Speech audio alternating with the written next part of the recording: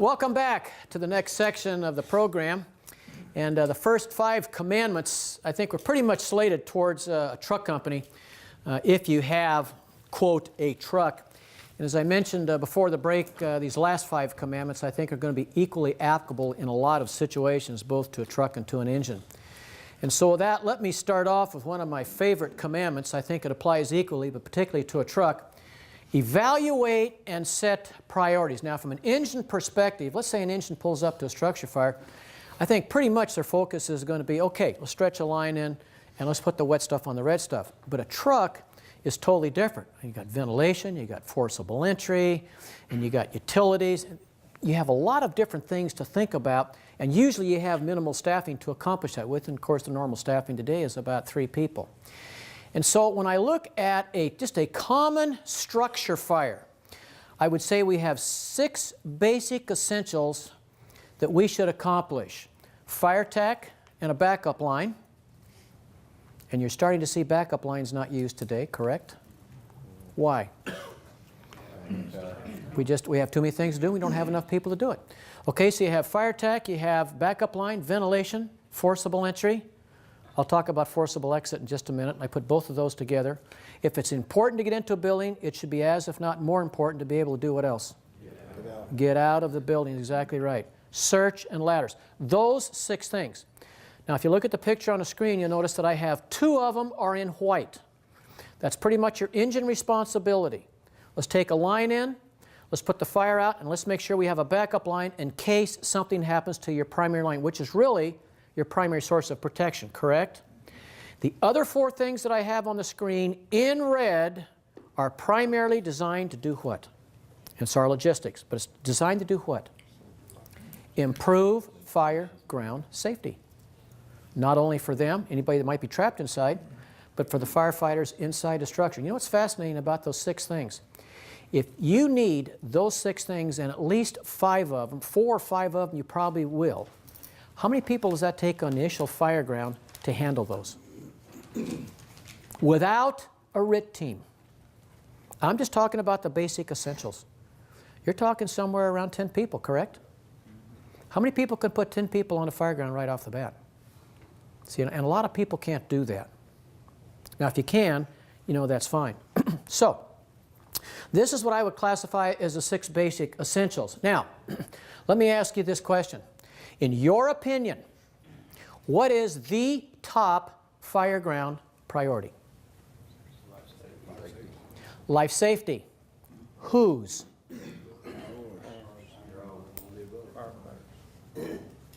Your own. That's easily said, but is that what's really being done in the country today? Now, when I say that's not really being done in the country today, what did I mean by that? When you guys said, no way, what do you mean by that? Because you're absolutely right. That's not what's being done in the country today. How do you mean that? This is the way that I would answer that. I'm sure every firefighter that comes into the fire service has memorized or is familiar with or has heard the phrase RECIO, which is kind of a warm, cozy, fuzzy acronym for Fire Ground Priorities. RECIO has told us since the early 1900s what is the most important fire ground priority? Rescue or search, all right? Then exposures, confinement, extinguish, and overhaul, correct? Where in that acronym do you see firefighter safety? In fact, if you look at louvers, you will not find firefighter safety, which is interesting. It's assumed, but it's not really practiced. And I think out of that, I think there is a tendency that when we go to a structure fire, that the focus for a long time has been placed on rescue or search, that in some cases today, are we doing a search first because RECIO tells us to, before we have our ducks in a row, or when there's a very high risk assessment on the structure when maybe a search really is not that much of a necessity. Would you agree with that? And I think that's correct. I think that's correct. And so out of that, when I came in the fire service in 1963, I did not like RECIO, and I like it even less today. So, you're probably thinking, okay, John, If you don't like Resio, then what would you replace it with? I'm so glad you asked, because I happen to have a replacement. Here's my 2011 Fire Ground Priority Replacement for Resio from a general perspective. Number 1, firefighter safety. Number 2, forcible entry, forcible exit ventilation, and I would tie those 3 things together. It depends on the incident. As an example, if I pull up to a structure fire and I have security bars on the doors and the windows, forcible entry or ventilation, which one is the most important? Forcible entry.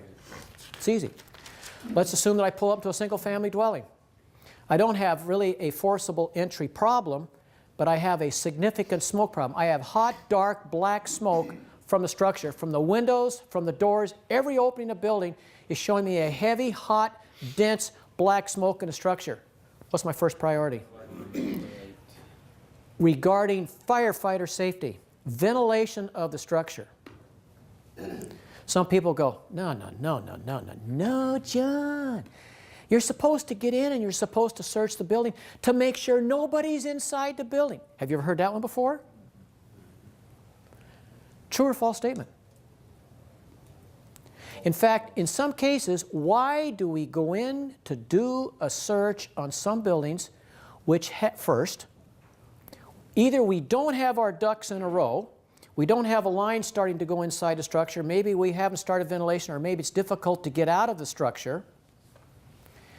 Why do we go in to do a search, as an example, in a commercial building in almost any hour of the day when commercial buildings, as an example, normally have ambulatory people in them? If we lose people, what type of structure do we normally lose people in? Residential or commercial? Residential. Why? Because people are non-ambulatory. They're sleeping. In a commercial building, if I pull up, as an example, we're going to get to this here after a little bit. Utah Fire Service uses a really, I think, neat categorization method on buildings, which we're going to get to. If I pull up today in front of I'm going to say a 7-Eleven type store, 2 o'clock in the afternoon, 99.9% of the people, when I pull up in front with a company, the people that were inside that building, when I pull up in the parking lot, we're the people that were inside the building. They're standing outside in the parking lot telling me I got a problem inside the building. Why do I have to go in and do a search right off the bat?